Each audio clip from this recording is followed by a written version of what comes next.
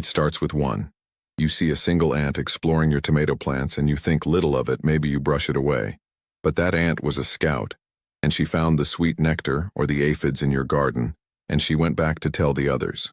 Tomorrow, there will be a line of them, a column marching from some crack you can't find, straight to your tenderest plants.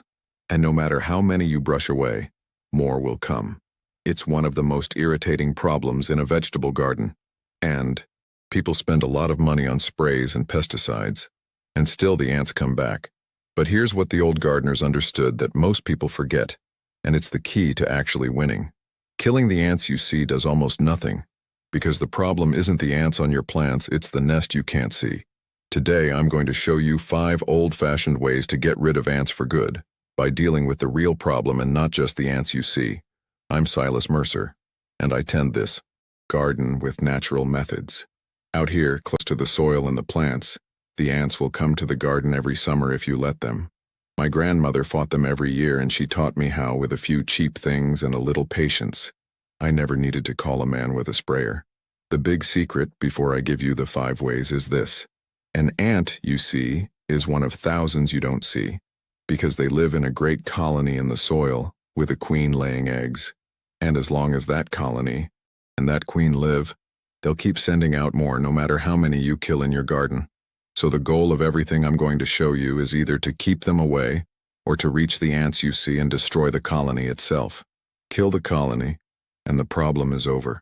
Kill only the ants on the plants and it never ends. Keep that in mind through all 5 tips. I remember my grandmother's war with the ants like it was a season of the year.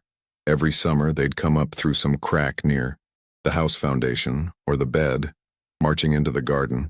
And I remember she never panicked and never used anything harsh. She'd watch them for a while, tracing where they came and went with her eyes. And then she'd put out her little sweet borax baits along their trail and make sure there wasn't any leftover food or too many aphids. And within a week, the marching line would thin, dwindle, and disappear. She used to tell me, "Don't fight the ants you can see, Silas. Find the ones you can't." That puzzled me as a boy, but I came to understand it was the heart of the matter. She wasn't fighting the ants on the plants. She was reaching the nest in the soil through them. That patient, wise way of hers is what I want to pass on to you now, because it works where all the frantic effort and the sprays never will. The first way, and it's the foundation of all the others, is to give them nothing to come for. An ant comes to your garden for one reason: food, and mostly the sweet and the sticky. That scout I talked about is looking for food, and if she finds nothing, she goes home and no column follows. But if she finds a bit of nectar, or aphids, or fallen fruit scraps, that's enough. She takes the news home, and the army comes. So the first and greatest defense is simple cleanliness, giving them nothing to find. Keep your garden clear of fallen fruit, weeds that might harbor aphids, and plant debris. Don't leave pet food or exposed kitchen scraps near the plants. And here's something people forget. Check your plants regularly for signs of aphids or other pests that ants farm for their sweet honeydew. Deny them the food and you've solved half your ant problem before you do anything else. Because ants won't keep coming to a place that offers them nothing. That's the old wisdom. Keep a clean garden and you give the ants no reason to come. The second way is for when they're already coming. And it's the best of all the ways to reach the colony you can't see. A borax bait. I've talked about borax before, that old white mineral powder you buy cheap in the laundry aisle, and here's its best use.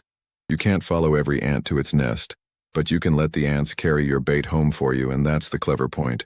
You make a sweet bait mixed with a little borax and place it where the ants can find it. The ants, drawn by the sweet, eat it and carry it back to the colony and feed the others and the queen. And the borax, slow and silent, does its work through the whole nest. That's why it works where killing the ones you see doesn't. It reaches the colony through the ants themselves. Here's how you make it. You take 3 tablespoons of sugar and 1 tablespoon of borax, and pay attention to that measure. 3 of sugar to 1 of borax, because the sugar is what attracts them, and you want plenty of it, and just a little borax, because if you put in too much borax, the bait works too fast and too strong, killing the ants before they can carry it home, and then it never reaches the colony. So, 3 of sweet to 1 of borax. Mix in just enough warm water to turn it into a syrup, about the thickness of maple syrup, stirring until it's smooth.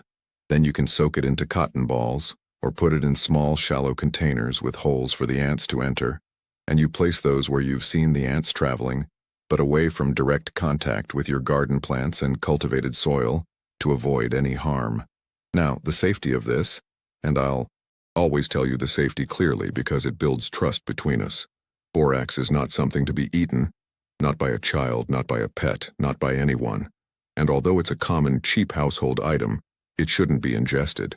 So when you put out these baits, place them where no child or animal can reach them, out of reach or in closed containers with only tiny holes for the ants to enter, well away from where the little ones or the dog or cat might find them and taste the sweet. Label them if there's any doubt. Kept away from children and pets, the borax bait is one of the best and cheapest ant remedies there is, but that safety must not be ignored, and you must be patient with it because it's meant to be slow. That's the point. You want the ants to come and go freely, carrying it home for several days, so don't be discouraged when you see ants still at the bait. That's how it works. Give it a few days and you'll see the whole problem dwindle as the colony dies from within. The third way is to go after the colony directly when you can find it. Because if you can find where they're nesting, you can end it all at the source. Often the nest is in the yard or near the foundation, and the ants are coming in through a crack. To find it, you follow them home. If there's a line of ants, you simply follow it slowly and patiently, back the way they came, to where they're disappearing into the soil or the wall, and there's your colony.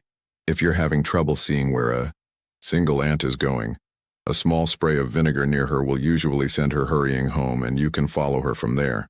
Once you've found the nest, an access hole in the soil, or a spot in the ground where they're entering and exiting, you have a couple of old simple ways to destroy it.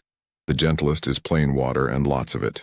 You take your garden hose to the nest and let the water flood the soil for a good 10 minutes, soaking the ground deeply, drowning and driving out the colony. And you do this every day until you see no more activity. It harms nothing in your garden, no poison, just water, and done faithfully day after day, it drives the colony out, or destroys it. That's the safest way, though slow. Now, there's a stronger way, and it's boiling water, an old and effective method, but one that demands great care, so pay attention to the safety here. You boil a good pot of water on the stove, and you can make it stronger by mixing in a good amount of cayenne pepper or vinegar if you don't have cayenne, though the boiling water is the main thing. Then, and here's where the care comes in, you carry that pot of boiling water to the nest, and boiling water is a dangerous thing to carry, so use oven mitts. Have someone open doors for you so your hands stay on the pot and go slowly and carefully, because a slip and a splash of boiling water is a serious burn. You pour it slowly into the nest holes and where you see the ants, and the boiling water kills them on contact and runs down into the nest. Be careful to keep it away from the garden plants you want to keep, because the boiling water will kill anything it touches. And above all, mind your own safety in carrying it. Done with care, 1 or 2 pots of boiling water into the nest holes is a quick, cheap end to a colony. The fourth way is an old, clever trick for protecting your plants or specific areas of the garden from the ants that would invade them. Ants can't cross water, so you create a little water barrier they can't pass. For example, if you have potted plants that are constantly attacked, you can set each pot inside a larger tray or container with a little water in the bottom. The only way for ants to reach the plant is to climb up the pot, and the pot will be sitting in water that ants can't cross. So they're stopped at the base and can't reach the plant. Your plants are safe on their little island. It's a simple, harmless, clever thing. You can also use dry barriers that work on the same idea. A line of something ants won't cross placed in their path. A line of chalk, a line of cinnamon, of ground pepper, of that soft white mineral earth people call diatomaceous earth. Any of these that an ant is reluctant to cross, drawn around a bed or around a plant they favor. It's not as foolproof as the water moat, but it will turn away many of them and is worth trying on specific areas of the garden. The fifth way is the final step, the one that keeps them from coming back after. You've dealt with them, and it's erasing their trail. Because here's something about ants you should understand. When an ant travels, it leaves a scent behind it, an invisible trail, so that the others can follow the same path to the food. That's why they march in a line. They're all following the scent trail the first ones left. So, even after you've baited and destroyed the colony, if you leave those scent trails in your garden, they act like a map, leading any new ants straight along the old paths. So you erase them. You take that same vinegar and water, half and half, with a few drops of dish soap in a spray bottle, and you spray and wipe down every place the ants were traveling. The edges of the beds, the walkways, the areas around the affected plants, washing away the scent trail so there's no map left to follow. The vinegar cuts the scent and erases the path.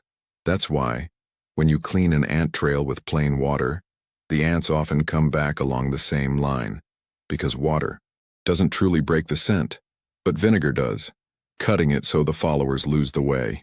Go right for the cracks, and along the edges of the beds, and around the plants where they came in, because that's where the scent is strongest. And once you've cleaned the trails and sealed the cracks they used with a bit of caulk or filler where you can, you've not only killed the colony, but you've closed and erased the path, so that even a new scout finds no easy way in and no trail to follow. That's how you make it last instead of fighting the same ants at the same crack every summer. Do this after you've dealt with the colony, not before, because you want the ants to carry your bait home freely first. But once the colony is gone, erase all the trails and you'll shut the door behind them. And one simple word of safety.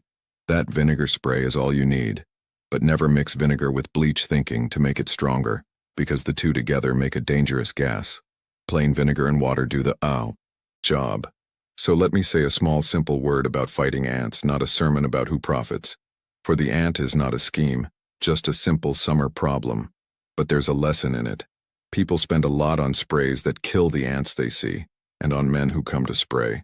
And much of that money is wasted because killing the ants you see is the one thing that doesn't solve the problem. The spray kills the scouts on the plants, and you feel like you've done something, but the colony stays untouched in the soil, sending out more, and they come back and you buy more spray. The old cheap way, the bait carried home and the colony destroyed at its source, truly ends the problem, but it's patient and quiet and it doesn't sell any bottles. So the quick spray that doesn't really work is sold, and the slow, cheap way that works is forgotten, not by some scheme, but by the simple way money works. The old folks didn't have an exterminator to call. They ended their ant problems with sugar and borax and boiling water and patience, and so can you. So here are the 5 old-fashioned ways to get rid of ants for good in your garden. First, give them nothing. Keep a clean garden, free of food scraps, and control the pests that attract them so no scout brings the army. Second, put out the borax and sugar bait, kept safe from children and pets and away from the plants, and let the ants carry it home to kill the colony from within. Third, find the nest by following them home and destroy it with abundant water or carefully with boiling water. Fourth, create barriers of water or of natural substances to protect specific plants or areas. And fifth, erase their scent trails with vinegar and water so no one can follow the old paths back. Do this with patience and you won't just scatter the ants you see, you'll end the problem at its root, cheaply and cleanly, the way the old folks did.